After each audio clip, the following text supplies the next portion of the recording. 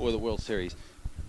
In October for now, though, the Sunoco Modifieds ready to rock off turn number 4, 30 laps the distance off the corner, and the green flag is in the air, and Sangermano did not get going. Randstrom did as they go down into turn 1. Yeah, not a good start for Sangermano as he drop kicked back a couple of spots, and Derek Randstrom leaps to the lead from that outside pole position. Look at the move by behind the pace car.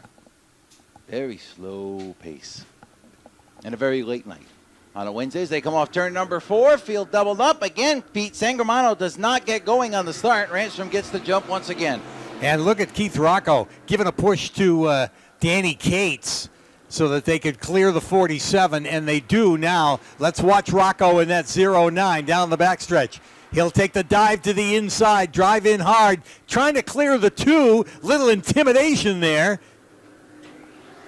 But he gets it done. Slides up in front of Danny Cates and takes the second spot in the 0-9. Cates trying to come back in that number 2 to gain that spot back, but Rocco just too strong. Now giving chase to Derek Randstrom. Down through 3 and 4 they come. Randstrom jumped out to a nice little lead here in the early going. Rocco going to try to race that very quickly. Remember, Pete, Rocco was not on top of his game in the qualifying heat. Wondered if they had to go back in the pit or make some heavy adjustments to that car. Well, all of a sudden, he's charged his way up to second here, and he's in good position as they roll down through turns 3 and 4. You can see him visibly closing the gap as they come off the corner. Yeah, getting into the turns very well. And Randstrom can see him closing the gap, if ever so slightly, with each lap. Danny Cates watches from third. And Todd Owen in the 4th spot. Would like to get up there and battle with those guys. As Owen starts to close on Danny Cates now. As we got a race shaping up for the 3rd spot. Here's Todd Owen with a shot down to the bottom in turn 3. And drives around Cates. Cates tries to crossover and makes it work as he's able to get down underneath Todd Owen, trying to take that spot away. Owen hanging tough up on the outside. They're side by side out of 2 and down the backstretch. Owen, with a little more motor in the middle of the backstretch, is able to pull away from Cates and cleanly take over the 3rd spot. Now, the battle is shaping up out front. Rocco has caught Derek Randstrom.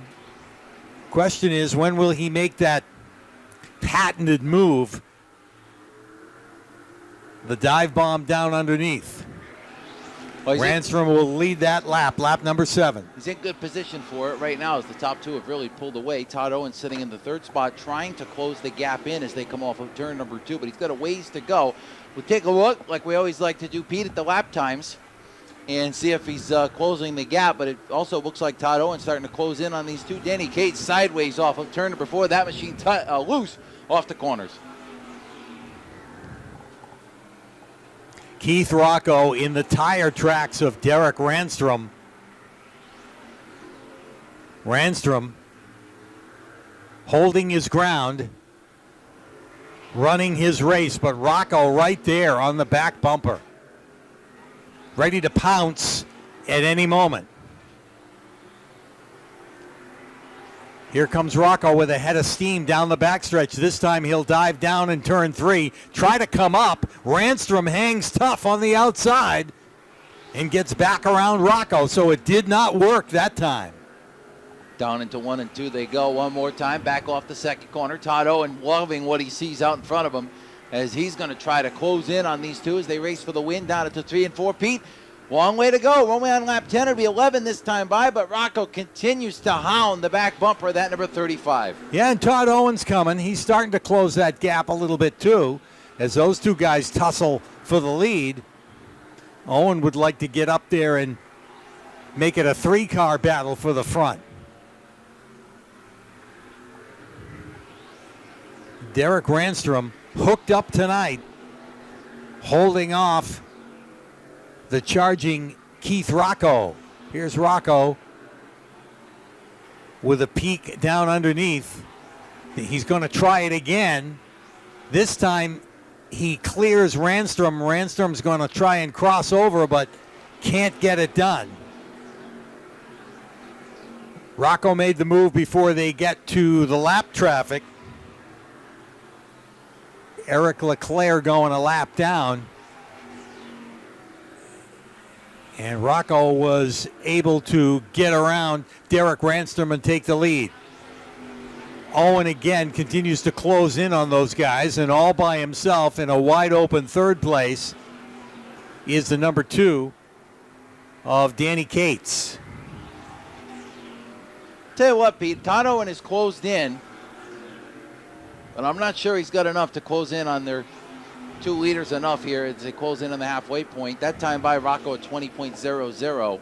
Ranstrom also in the 20.1s, and Owen in the 20.0s as well, but he's just a lot of gap he's got to make up if he's going to get up there and get the lead away.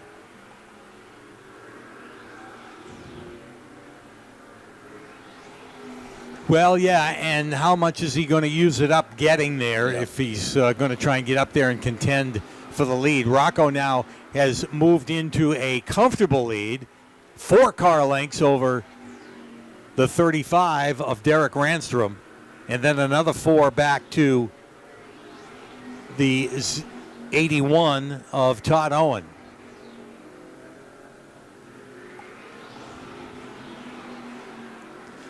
So we talked about the fact that Keith Rocco has visited Victory Lane here at Thompson earlier this season in the Sunoco Modifieds. He won 2 in a row, won the Wednesday night race in May and the Wednesday night race in June. And then it was Todd Owen last time out.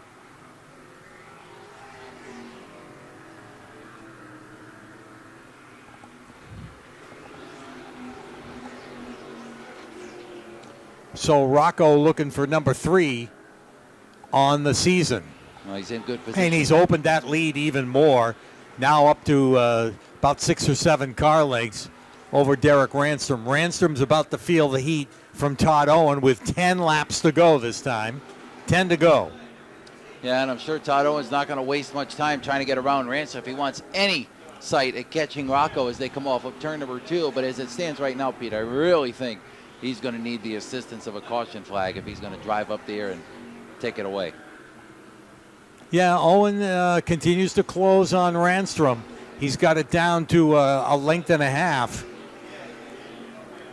But the laps continue to click off. Rocco is just set sail and in a very comfortable lead, barring any mechanical issues at this stage of the race. He can just cruise around here and hold on to the lead, but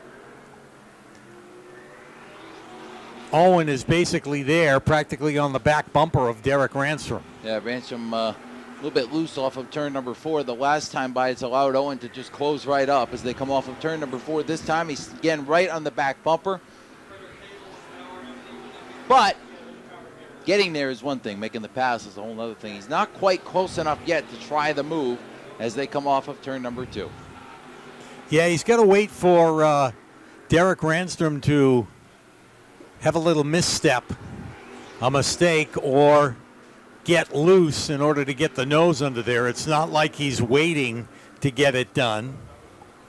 There'll be just 5 laps to go next time. And Todd Owen trying to advance himself by 1 position. 4th is Danny Cates. 5th is Zach Leone in the 4.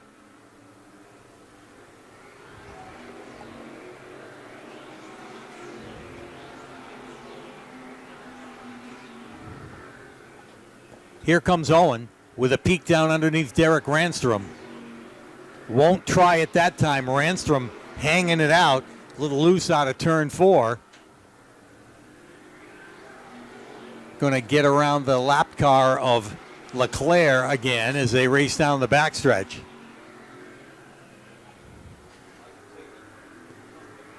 Owen again with a peek down on the inside, but Ranstrom holds him off again with less than 3 laps to go now. It's all Keith Rocco, well out in front.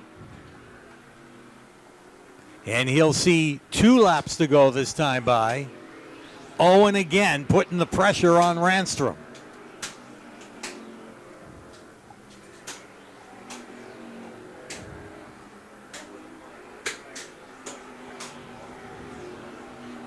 Here's Owen again, down underneath Derek Ranstrom, trying to clear him. Ranstrom hanging tough up there on the outside. Gets the white flag, less than a lap to go.